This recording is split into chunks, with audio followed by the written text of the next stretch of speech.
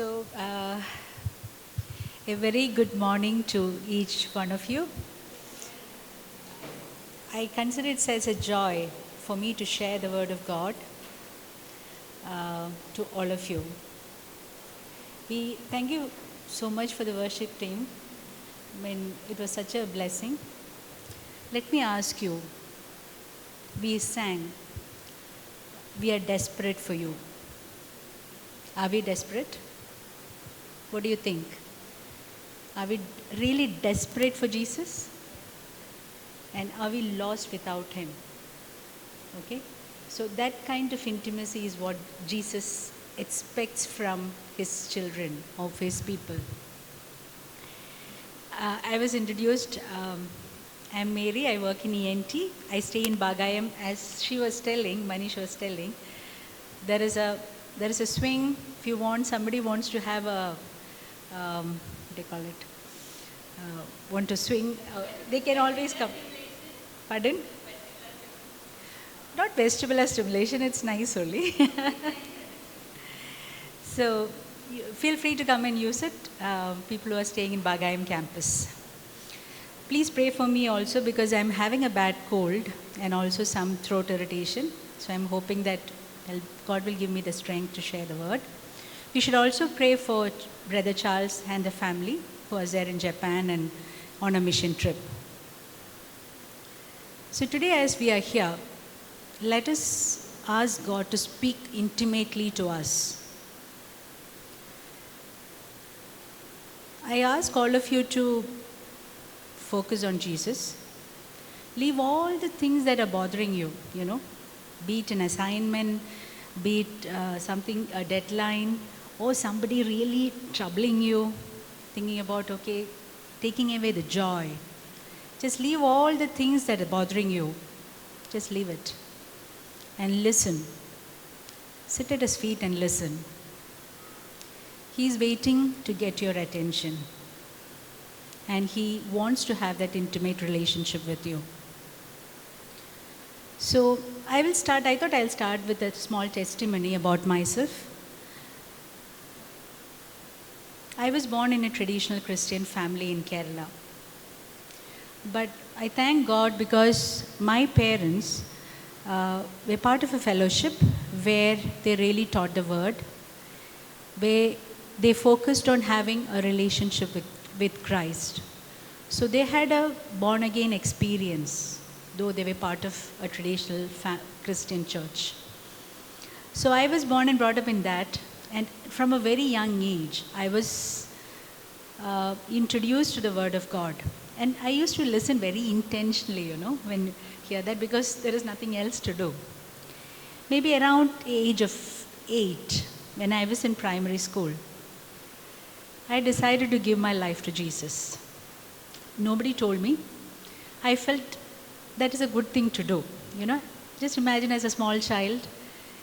And from there, I can tell for sure that he was there in my life. He showed up in my life at every point of time.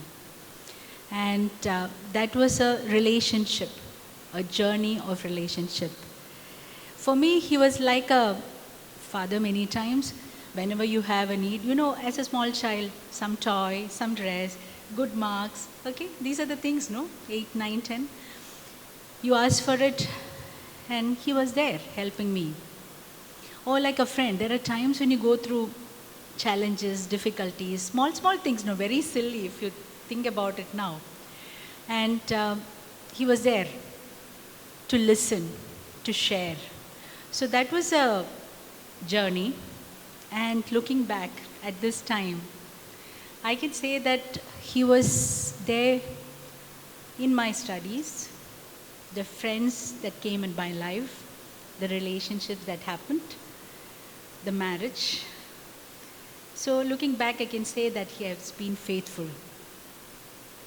I can say that my life is full of experiences, stories of God's faithfulness. So I can also say that we didn't make major plans. After marriage, we went to multiple places. We stayed in multiple places. We didn't make any major plans, but God guided us. And from 2000, almost 25 years, we are here in CMC. And it has been a blessing. Another thing about the testimony, I would like to say that when you look at my life, I can say that we had a lot of challenges, even now, Every stage in life brings its own challenges. We always see that, okay, when I used to think that, okay, that finishing that MBBS is the biggest hurdle, Then comes the post-graduation, you have to apply for that. There is marriage. There are so many things, one after the other it comes. After that, okay, the children, studying and children together, managing things, And then I thought, okay, once I finish my studies and I become a consultant, okay, things are going to be much better. Initial struggles are you're managing everything, you have seniors, you have juniors. Now I'm the head of the unit.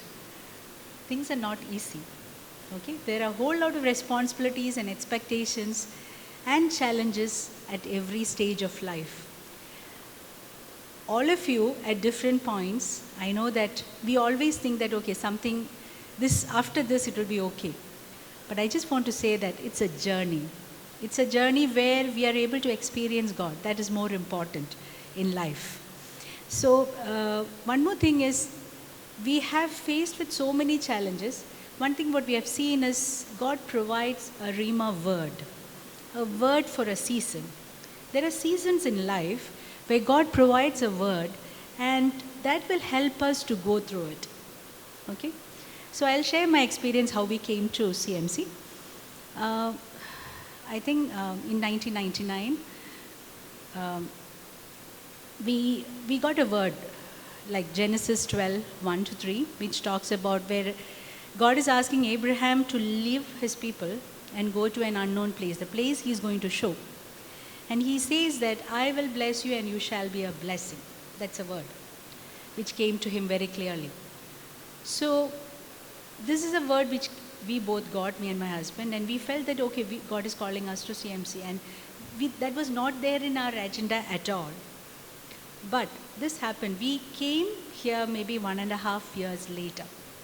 In the middle of it, like they said there's a job, and we were winding up from Modern Chetram. We were about to leave, and suddenly we got a call from CMC telling that, oh, sorry, we were coming on a leave vacancy. Somebody is leaving for a study leave, like how Sunil has gone. My husband is on a sabbatical. So like that, how somebody has gone, and in that leave we were coming for a short time. And that person's leave didn't work out as it expected. They said, no, wait, don't come. There's no place for you. We have already packed, we have said goodbye, we have said bye, and we are like not knowing. And I was 3 months pregnant with my first baby. Suddenly where to go, what to do was a confusion. In less than a week's time, we were in Anakati, the Tribal Mission Hospital, where they were desperate for doctors. They said, even if you come for 1 week, please come. Because suddenly the doctors who were there had left, and they just 2 of them just managing everything. In the middle of a forest with elephants, wild elephants and everything. We were there for almost 4-5 months, I think. And I went through a lot of stories after stories. God took us from there. We had to go to Kerala for my delivery because I went into premature contractions in the middle of a forest, which when I was 8 months pregnant. And anyway, God gave us a beautiful daughter, all normal, everything well. And he took care of us. So after that, what happened to us when Joanna was 5 months, suddenly the call came from here telling, okay, the post is here, why don't you come? Now in 1.5 years, our situations had changed. It was not like before when we initially thought about it. But we came to the principal's office. It was a month of May, where it was very hot, it's very hot. Came there and we heard somebody telling that, what is he trying to do? He's coming for a 5 months post. So then I was also thinking, first time I left a 5-month-old baby alone in Kerala, and I was feeling that stress of leaving the baby and coming. And I said, do we have to come to this place? It doesn't seem to be very exciting, very hot and everything. Then we heard that a man of God, how many do you know about Dr. Arulankattu? Have you heard of? He's from Sri Lanka. He's a pediatrician, but full-time into ministry. He's Southeast Asia coordinator for HCF, Hospital Christian Fellowship Ministry. So he was the preacher for the Passion Week in CMC. So he was staying in Alumni House, Big Bangalore, and we knew him. So we thought, okay, we'll go and meet him. And we went there. He was sitting and reading the Bible, and he was preparing for the message. So then he called and he said, sit, I want to share the word with you. This is what the God is telling you. He opened Genesis, chapter 12, verse 1 to 3, he read. We both looked at each other and we said, there is no doubt about it. This is the word which we got 1.5 years back, and we are coming here. God has a plan. And that day it became so clear. We didn't have any doubts about it because we knew that God is speaking to us. And after 10, 15 years, I still felt, okay, Lord, you called us to be a blessing. And I felt that I have to put it where I will see that again. So I literally engraved in a plaque, and it is hanging in our house. I will bless you and you shall be a blessing. So that is how God takes you through. It is not that we are or you are better or anything. When you trust and when you follow Jesus, He will open ways. There are difficulties, there are challenges, but He will open ways and He will guide you. And you will have stories to tell about His faithfulness. So, I can also share that what is happening now, this 1 year, all 4 of us are in 4 different parts of the world. Me, my husband, my 2 daughters. And we have been wondering, okay, what is going to happen? How things are going to fall in place, The verse which we got was Isaiah 43:19. Behold, I will do a new thing. Now it shall spring forth. Shall you not know it? I will even make a road in the wilderness and rivers in the desert. So we are literally seeing that happening in each one of our lives. We have been praying and we are seeing things which are not normal or not usual happening in our lives, and we believe that God, being a grand weaver, have a plan and will bring us to completion or take us through the journey. That is what is happening. Now with this, I was thinking what I should be sharing today. And I felt that I should be sharing what I have been learning from the Lord in the last few months. Okay? There are 2 phrases which I would like to bring into your notice. One is complete obedience. Complete obedience. God is telling you to do something, obeying it wholeheartedly, joyfully, complete obedience. The second is absolute surrender. For me, it's like something like a time of wait. Not very clear what we should be able to, what we are supposed to do, but trust Him completely. And are we able to rest in Him? So it's trust and rest. Okay? That is absolute surrender. When I say this, there are so many things which have been happening one after the other in our lives, where God has been showing this again and again, or asking me to say that, have you completely obeyed me? Are you fully willing to surrender that, even that little thing that you're holding on to me? Okay? So this is what I want to share. Now,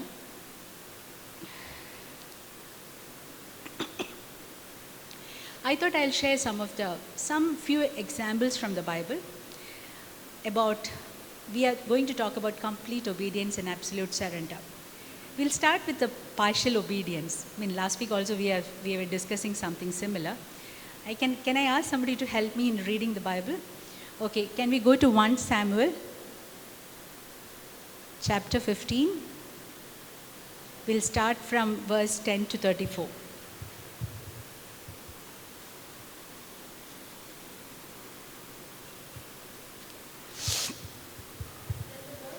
No, I'll 1 minute.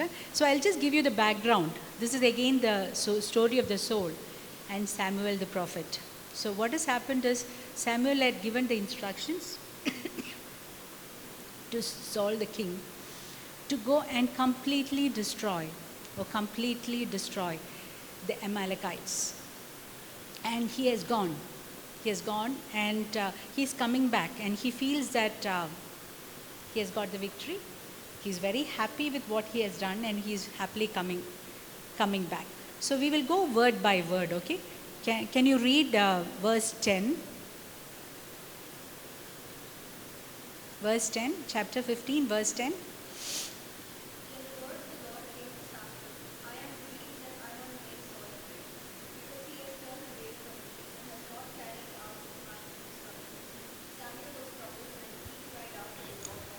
Yeah, in NIV version it says, I regret that I have made Saul king because he has turned away from me and has not carried out my instructions.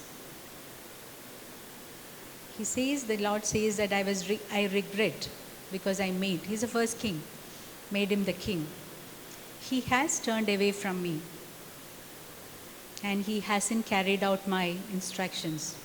He hasn't obeyed completely.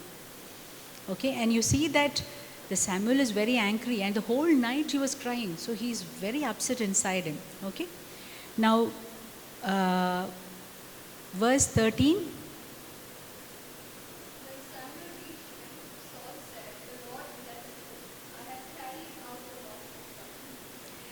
So you see that now Saul meets Samuel and he says that, okay, the Lord bless you. Christian greeting. We all say that, oh, praise the Lord. How are you? All good. Okay. He's very happy. And he says, I have carried out all instructions. But you see that Samuel is not happy. Verse 14.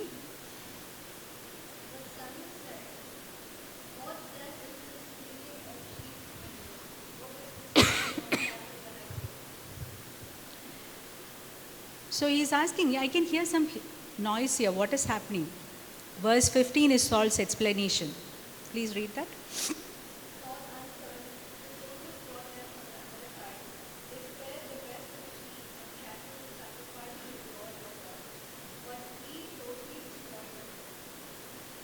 You heard that?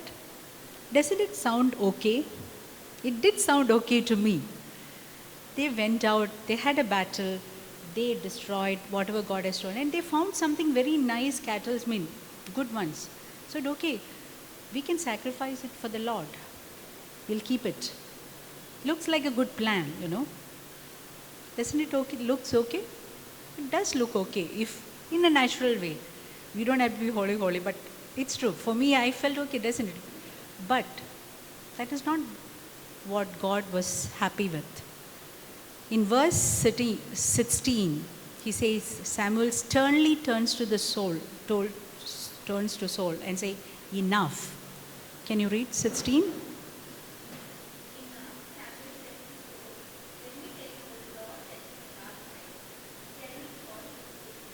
Yeah. So then, the Lord was not happy at all. Now, in verse 17 to 19, Samuel explains that he was sent on a mission. Can we read 17 to 19?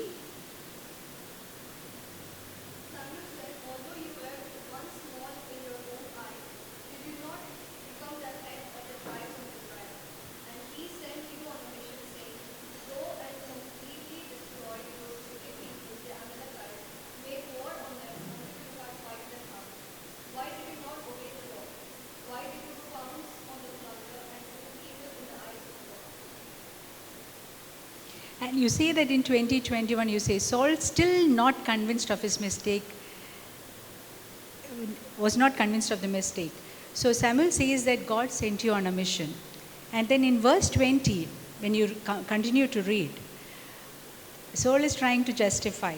But I did obey the Lord, Saul said. I went on the mission the Lord assigned me.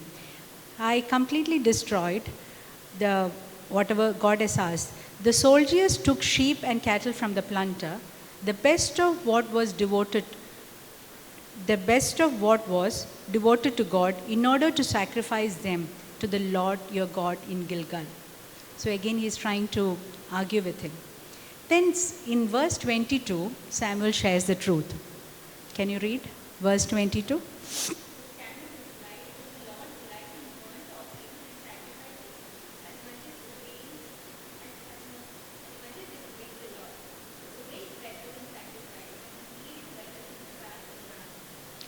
So he says that to obey is better than sacrifice, and to heed is better than fat of rams. Can I tell it another way? We may be able to sacrifice for the Lord many things, okay? I think sometimes it may be easier than obeying Him completely, you know? Are we listening to Him? And when He says something, complete obedience, okay, leave that or do this. Are we able to do that complete obedience? Sometimes it's more difficult. We being Christians, we know that we are children of God and we are able to sacrifice many things. Okay, we shouldn't do this or we should do this because you are a child of God. But are we willing for that complete obedience? Now we see that as we move on, you know, in verse 24, Saul confesses. And he gives a reason. It's interesting to see. In verse 24 he says, I was afraid of the men and so I gave it to them. So see what has happened? The whole victory is won. But when it came to people's counsel, telling that, okay, this is better, he also would have, oh, maybe God didn't think about it. It is good to have some sheep and all kept for the sacrifice, you know. And the people were making noise, and he felt that he wanted to be a people pleaser. He wanted to, he didn't have that strong this thing to say, okay, this is not what God has asked, okay. And he gave in. So we see how that a small mistake he made. He did the whole of sacrifice, no? Meaning he had went and battled. It is hard work. So much of trauma and stress and pain and agony they would have gone through for that battle which happened. In the end of it, with a small thing, and he gave away. And what happened? What was the consequence? The consequence was severe. In verse 28, Samuel says to Saul, the Lord has torn the kingdom of Israel from you today and given it to one of your neighbors. That's too much to take, you know. See how serious it is? And then one more verse I would like to say, verse 35. Until the day Samuel died, he did not see Saul again. Even more severe. Though he mourned for him. So what is happening? He is totally cut away from the counsel of God. Samuel was a person who was giving the counsel of God and guiding. And he is totally cut away from that. No, it's a very dangerous thing to be. Correct? No, it looks very serious. So I just want to say that, okay, when God calls us, are we willing to completely obey? I mean, this was one instance or one situation. Try to apply that in your life, okay? And look what God is speaking to you.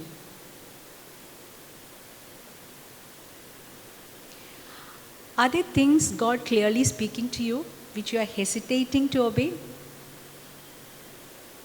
Are you satisfied with that partial obedience? I just want to take 1 minute now. I want each one of us, we'll just pause for a minute and see. Are there things in our life which God is speaking, which we are not fully obeying? We'll just pause for a minute.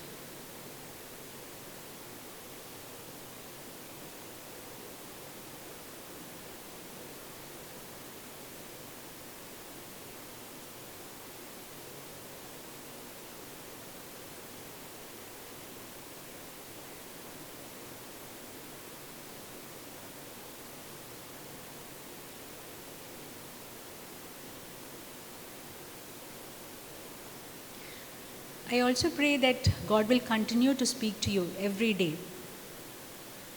Am I willing to obey completely? Or am I turning to His voice only during prayer times or on Sunday? Okay, let's move to another story. This is the wedding in Cana. Okay? In John chapter 2, verses 5 to 8. You see an example of complete obedience. So can someone read verse 5? John chapter 2, verse 5.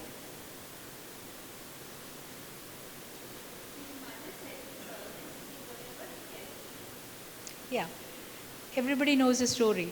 Just imagine having a wedding and we're all part of it, and suddenly the food is getting over. In Vellore, I should say it's a biryani, okay? Biryani is over. And there was so much of chaos at that point. There are people, things are happening. Here the wine is over. And the mother of Jesus is telling the people there, okay, you do whatever he tells. They're just waiting to hear from that. To do whatever he tells sometimes sounds crazy, you know. If you're willing to do that, he may tell crazy things also. And what did he say? Can you go to verse 6?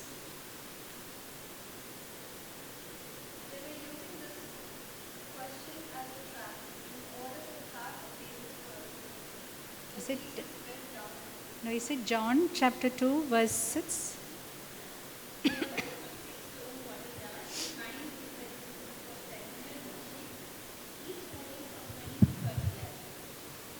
Yeah, so you all know the story. There are 6 jars there, stone jars, and each can hold 20 to 30 gallons. So 20 to 30 gallons is approximately 100 liters. And when you have 6 jars, it's like a water tank. You all have tanks in the hostel or this thing. Can you imagine filling that up? And the next verse is interesting. In 7, Jesus said to the servants, "Fill the jars with water." So they filled them to the brim. You see the complete obedience there. See, does it make sense there? There's so much of chaos happening there. And this sounds very crazy, There's like gallons for washing. The stone jars which are there for washing, ceremonial washing. And he's telling you, fill that with water. And that too, it's a tedious job. These people who are there have been running around the whole day or few days for all these things. And you know that when there is a confusion, there are people who give orders or people in charge. They'll say, do this, do that. There's so many things happening. And they are running around, and he has asked, okay, fill the jars. That's what it said. Jesus said, fill the jars with water. That's all he said. And you see that they filled to the brim. Why did they do that? I mean, they were told, okay, whatever he says, do it. So they are doing with utmost reverence. They took it so seriously that they did fill it to the brim, You see that complete obedience. What is the end result of it? Verse 8. Can you read? Yeah. The next thing what you see is Jesus is asking them to take it to the master of the banquet. He must be the conductor or the event manager or the person in charge of the food, You see that when you have huge programs, there's one person who just walks around and makes sure everything is okay. And what did he say? Verse 9.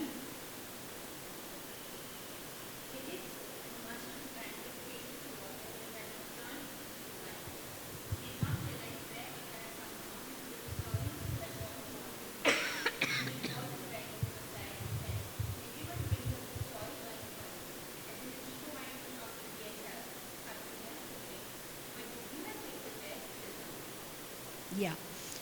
So, but you have saved the best till now. Can you imagine that we are having a wedding at Bagayam and you're eating biryani and it's over, and the last people who are workers and people are coming in the last bit and there's no food. And suddenly something happens and the best biryani possible, the best biryani possible comes in. The people who came in the end are getting that, And you're saying that you saved that best wine till the end.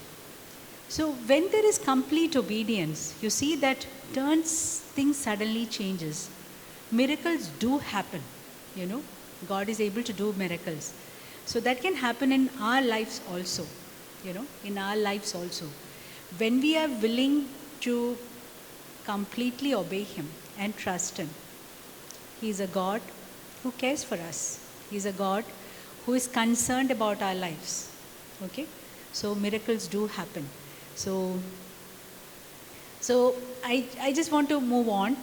We said, what is the next phrase I said? Absolute surrender. Okay? So absolute surrender is something more of like things are not clear. This is what I think, okay? And you're trusting God and you're resting in Him, okay? Now, I'll just share another story where people were trying to hold back to something and give the rest of it to God, which really annoyed or made God angry. Can we go to Acts chapter 5, verse 1 to 11?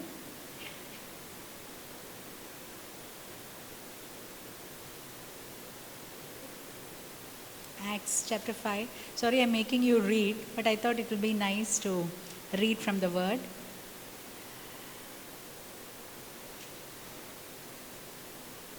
Can someone start?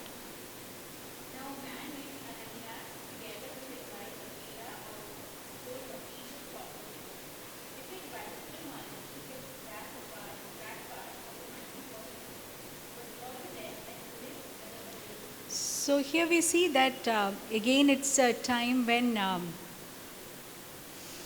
the believers were coming together, the early church, and they all shared what they have. And people out of willingness voluntarily were selling their properties or whatever they had and they were sharing. And there was no need among them. That's what it says in the previous chapter, Acts chapter 4, 32 to 37. And there was no need among them. And then comes the story of Ananias and Sapphira. They also decided to sell one of their property, and they said, okay, we will give it to the Lord for everybody to share. But what they did was they kept a part of it for themselves. And I have a feeling that they didn't want to say that. They wanted to appear as if they have given the whole thing. God is a God who sees the intentions of the heart, and the consequence was severe. Now, verse 3. Can you continue reading?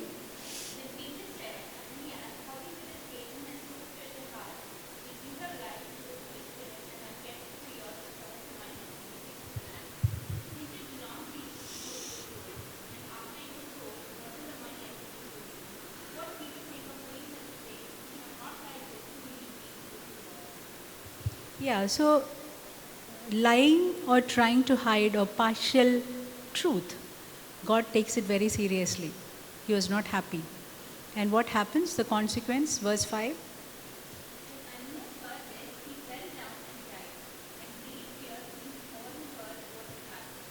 Yeah. So everybody was happy. Here there is good fellowship, things were happening. And one person tried to do something which was not correct.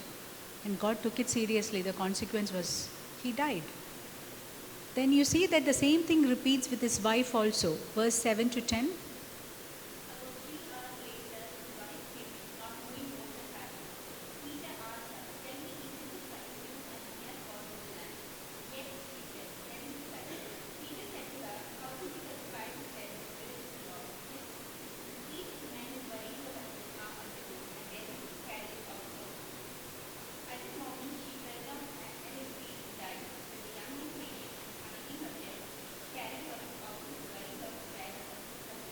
Yeah. So we see that the wife didn't know what happened to the husband. She also came inside, and she also acted as if she didn't know what was happening, but she also went the same pathway, you know. So what I just want to say is God sees our heart, the intentions of our heart, you know. There are so many things which are outside which people may not see. They would have seen only, oh, they have come with a huge amount of money or a lot of things. But what was the intention inside the heart, God sees it. Okay? So we should realize that God is a God, sees the intentions of our heart. So are we willing to surrender completely before God? I'm not just telling about giving away things or anything. When God asks you to do something, are we willing to do that completely, full surrender. We can also hear some good stories also, okay? So, when God tested Abraham, he had a complete surrender. We see that story in Genesis 22, verses 1 to 18. I think I'll go through this. You all can take it. In verse 2, that is Genesis chapter 22, verse 2, then God said, "Take your son, your only son, whom you love, Isaac, and go to the region of Moriah. Sacrifice him there as a burnt offering on a mountain I will show you." So specific, no? Your son, your only son, whom you love, Isaac, go and sacrifice. Sounds very crazy or sounds very difficult. I cannot imagine. And I will show you where. You please go. The next verse, the immediate next verse says, verse 3, early the next morning, Abraham got up and loaded his donkey. Can you imagine? So God has told something. The next day morning, they are setting off. All ready. If God says something, I am willing to do. Started off. And as we come down, as we read the story, as the story unfolds, you see in verse 4, they go to a certain level, and after that Abraham's telling the servants, we will worship and then we will come back to you. He's telling them, you all stay back, me and my son, we will go, we will worship the Lord and we will come back. What does it mean? How can he say that? Abraham knew sacrifice as worship. When God is asking for a sacrifice, he is telling, okay, I'm going for worship. He knew that God is calling him for worship. I don't know how much of confidence he would have had in his God, knowing that the God has given him his son after waiting for so many years. And he fully believed that he who has given it is there to bring it to completion, to see good things happen. And he was confidently going to worship the Lord. And as we go down, in verse 14 it says, now I know that you fear God, and because you have not withheld from me your son, your only son. So the Lord is telling that you didn't keep anything for you. When I asked for your son, you're happily giving it. Something he got after a long wait. Precious possession, precious possession. The most precious possession in Abraham's life. He's happily willing to leave it to the Lord. Surrender to the Lord. Okay? And that mountain is called the Lord. On the mountain of the Lord, it will be provided. The mountain, it will be provided. Now coming to verse 17, he says, I will surely bless you and make your descendants as numerous as the stars in the sky and as the sand on the seashore. Your descendants will take possession of the cities of the enemies, and through the offspring all the nations of the earth will be blessed because you have obeyed me. Just note the word. You will be blessed because you have obeyed me. So what does it mean? God takes obedience very seriously. God, complete willingness to surrender, God takes it very seriously. And he blesses that commitment. He blesses that sacrifice that we are able to do. I'll share one more example. This is about Mary in Luke chapter 1, mother of Jesus.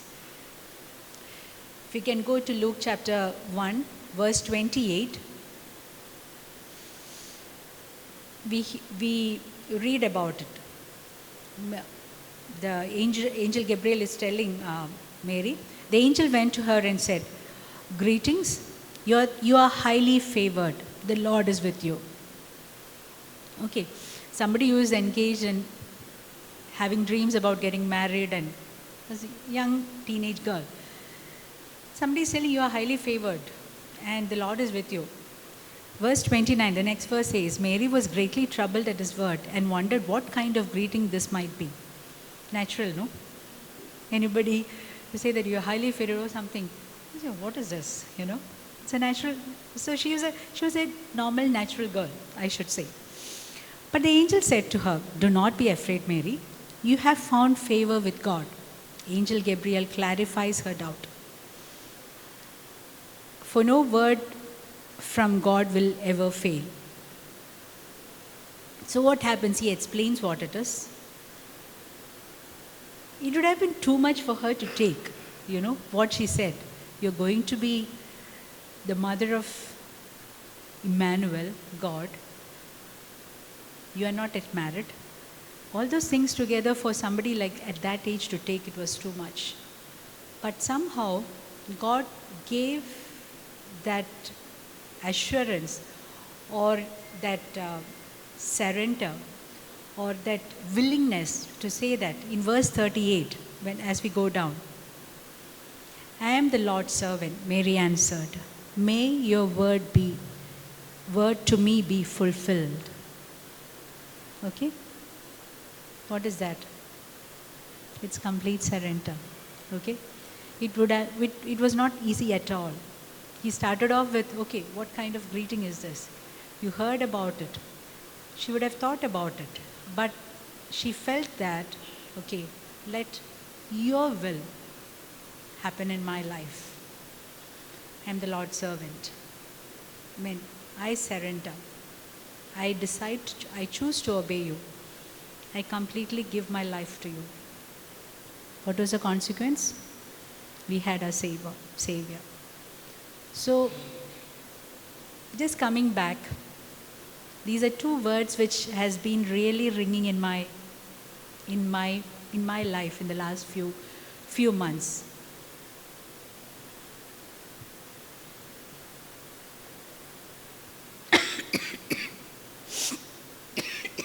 Sorry.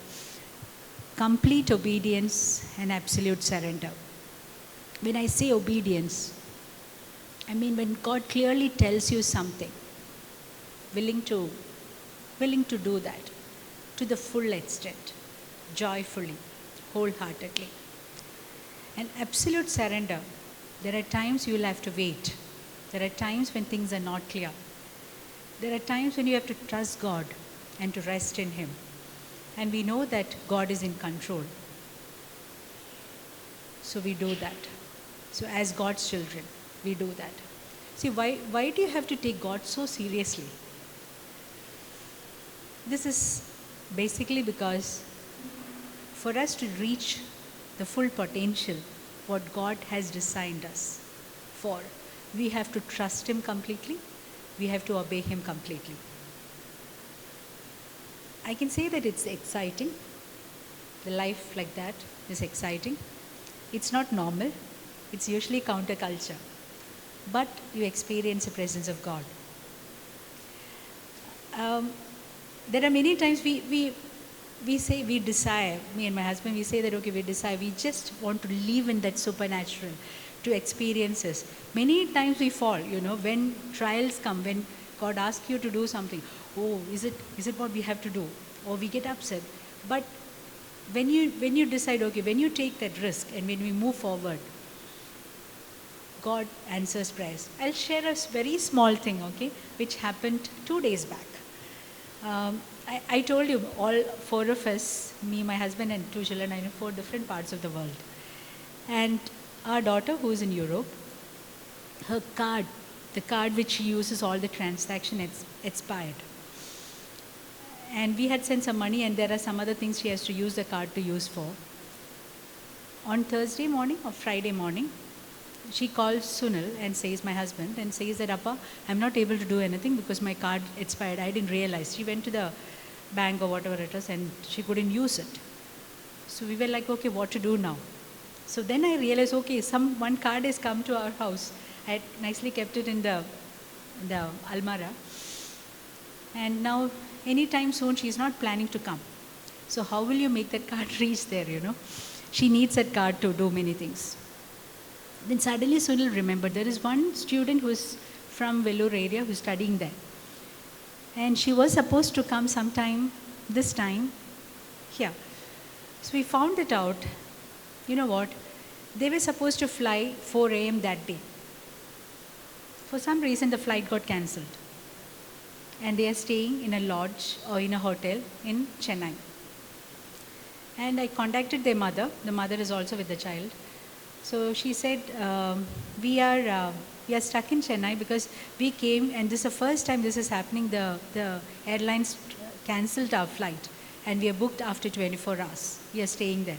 So I said, I've got a card, which they know Joanna well, card which has to be given to Joanna. So he said, okay, if you can make it reach Chennai, okay, I will take it. Then I called the transport. There was a vehicle going at 9 from here to Chennai to pick up somebody. So they said they will take it because it's through the transport, and we paid them, and they took it. By lunchtime, the card was there with them. I was just thinking, morning around 5 o'clock, Sunil called me and we said, okay, we are stuck. There is a major issue. What can we do? And we didn't want to send the card through post or whatever it is if something happens or it doesn't reach. This is a small thing, but for us, it was like God telling, okay, I'm in control. Even when you have situations which is beyond, you have an answer. I'm in control. So that is how God works. I can tell stories after stories how God has been faithful, even when I was not faithful. But one thing, right from the beginning when I surrendered my life to Jesus, I can say that there is a personal relationship. And He is waiting for that intimate relationship with Him. And when you are willing to do that, He is there. He is there to take care of you.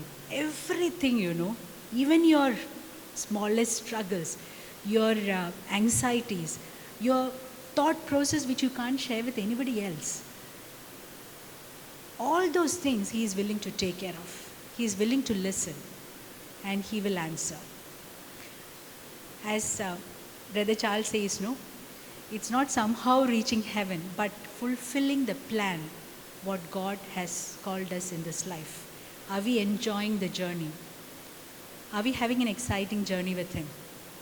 And now, I would like to quote C.T. Studd, who said, just one life, it will soon be past.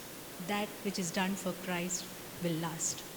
So shall we all go back with that in our mind, that we have that intimate relationship with Him. We sang, we are desperate for Him. We are lost in Him. And let us submit and surrender, telling that, okay, I want to have that close, that intimate relationship with Him, so that I experience Him, so that my life will go up to that full potential, what God has intended us to do. So we'll just pray and close. I'll just spend a minute in prayer. We'll just quieten our hearts, ask God to speak to you. See whether there is any specific area which God is speaking to you. Come to a complete obedience. Is there any specific things? It's between you and God, that God is asking you for absolute surrender.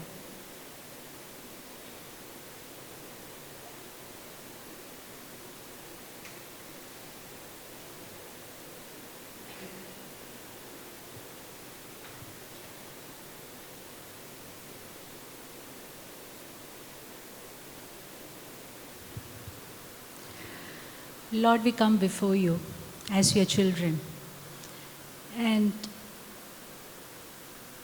you want to have that intimate relationship with us every day, and you want us to see living our life to the full potential. So help us, Lord, to surrender completely, obey you fully, to experience your presence in our lives. Be with each one of us today and this week. We also remember Brother Charles and the whole family who are in Japan, as they involved in your ministry, your mission. Be with them and bless them. Thank you once again for this time. In Jesus' name I pray. Amen.